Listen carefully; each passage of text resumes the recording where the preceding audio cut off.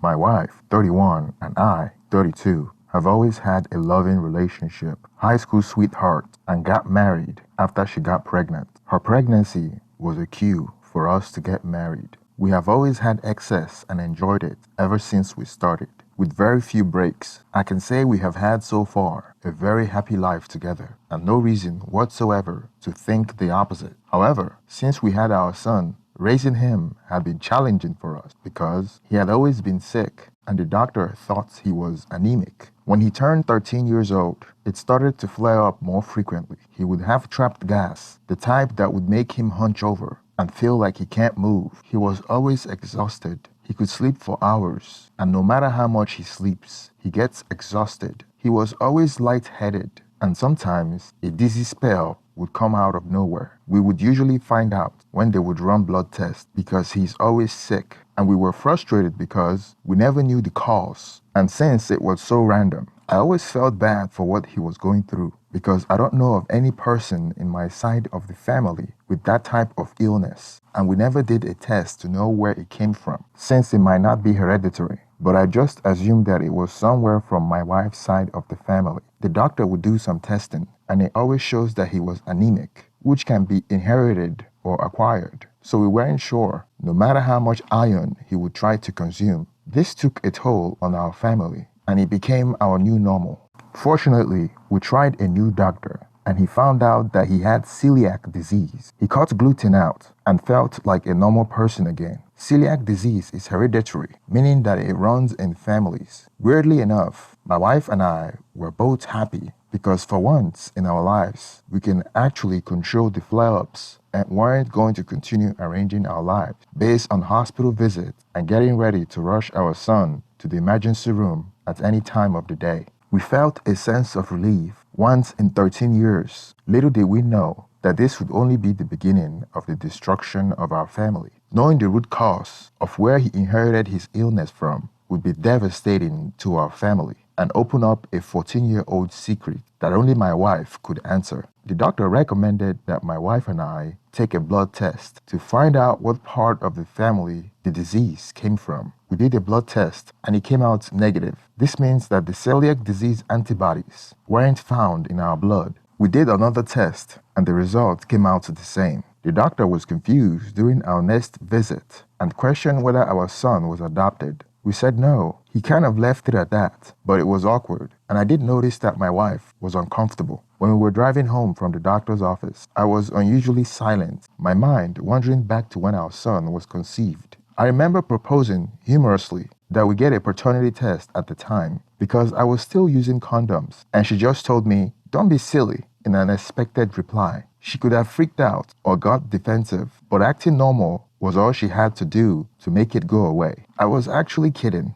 and now, more than ever, I regret that. She knew I was kidding. She was a bitch. Now I have doubts. I didn't dare to question her about it, even though the thought was inconceivable. I have raised him from birth. He is my world. He is my legacy. The sleepless night, the pain and suffering, the deceit is something that was beyond my wildest dream. The idea that he may not be mine was something that was inconceivable. I was scared to even get a DNA test because of what I could find out. Eventually, I mustered the courage to order a test kit online and mailed it. The result came back. My world collapsed. I didn't know what to do. I can't process this. We went through college together with very few issues. We had, or so I thought, a happy life together. We have similar work schedule, and I have never once suspected something was happening on my back. And yet, this is not my son. When she came home that day, she saw me laying on the floor with a bottle of scotch, already half full. I didn't even notice when she was home, till she tried to wake me up.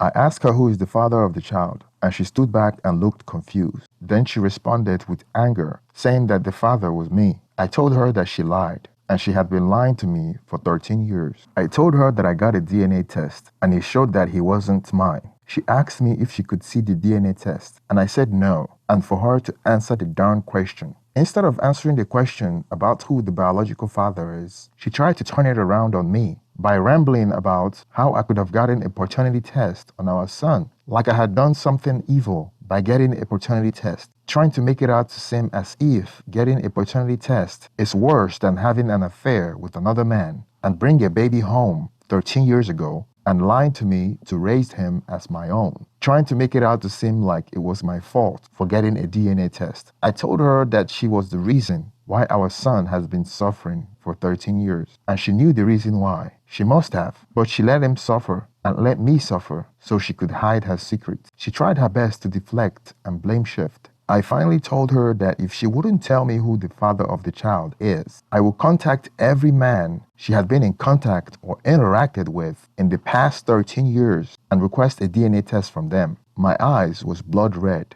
and she knew I was dead serious. She finally broke down, telling me that he belongs to the co-worker from her previous job. She told me that she had fallen for this guy. For about a month, they had excess a couple of times, and then they stopped because she loved me oh so much. And through this month, I suspected absolutely nothing and happily lived my life. Up until now, I can't trust her now. I could barely look at her in the eyes. I thought we had everything that we wanted, and we were already making plans of having a kid when he appeared. We were happy. I was genuinely happy. And now, I can't help but feel that our entire marriage was a lie. We have a big house, good cars, a nice life, without any financial worries, but I lost what mattered the most. She said it only happened that time she was adventurous. She just wanted something out of routine, but I can't believe her. This was not simply being cheated. My life became a lie, and I feel I lost everything but the meaningless things. She's not the person I knew. He's not my son. And all in all, I am alone and without offspring of my own. I couldn't hold back the tears.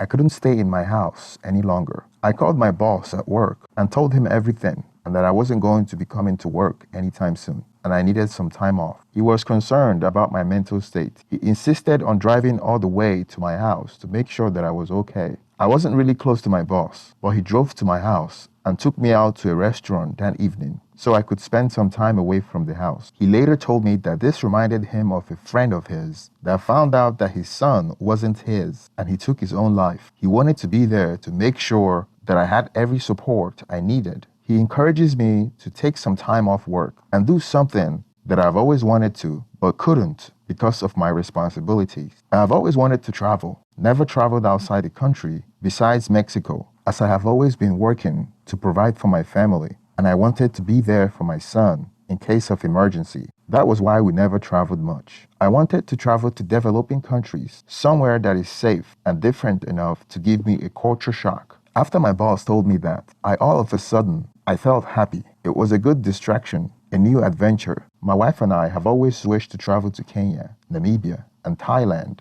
My wife told me that I was running away from my problems, but I told her that I need space to think. It gets worse. I can't look at my boy the same way, and it's not his fault. And I have loved that little pest ever since before he was born. But I can't feel that now. I feel he's someone I raised, but he's not my son. I have taken that connection away. With him, with her, with everything. I applied for a tourist visa to Kenya and got one within 24 hours. I had something to look forward to, and I would advise anyone that is going through something similar to travel somewhere different, somewhere with a different culture. It's a perfect momentary distraction. This wasn't the best time to be in Kenya, but the distraction was great for my mental health. Just for a few hours, I didn't have to think about my son or my wife. Just me, the locals, and nature. I had fun, went snorkeling, boat riding. People look at you with genuine love in their eyes, even though they don't know you. It was what I needed at the time. But after 1 week staying at Mombasa, I headed back home to put my house in order. I had made a decision that I would divorce my wife. When I returned home,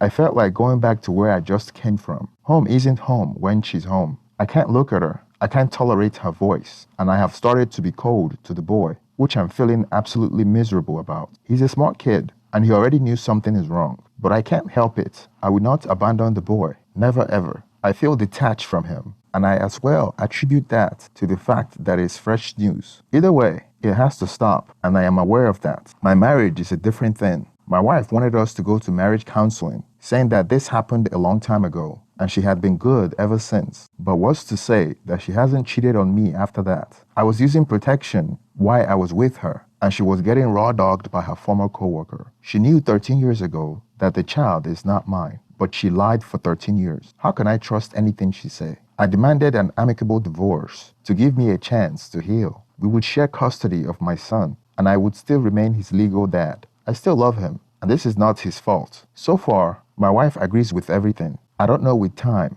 whether I will feel the same way I do about my son, and that scares me to death. I have told my soon-to-be ex-wife that I want to reach out to the biological dad and let him know it's better that everything comes out the open now. She wanted to hide this from the biological dad and from family and friends. I agreed for now till the divorce is finalized. Then I will contact the biological dad and I will tell my parents. Telling my parents will be a hard pill to swallow. I am still young. I can still start a new family. That will be the best way to forget about the betrayal. Right now, I have already filed for divorce and it will be finalized in the next 5 months. In the meantime, I am looking for an apartment and I would leave the house to my soon-to-be ex-wife and my son. Thank you for making it to the end of this video. Let's get some conversation going on the comment section. Support the channel by liking the video and subscribing if you haven't already. Thank you and have a wonderful day.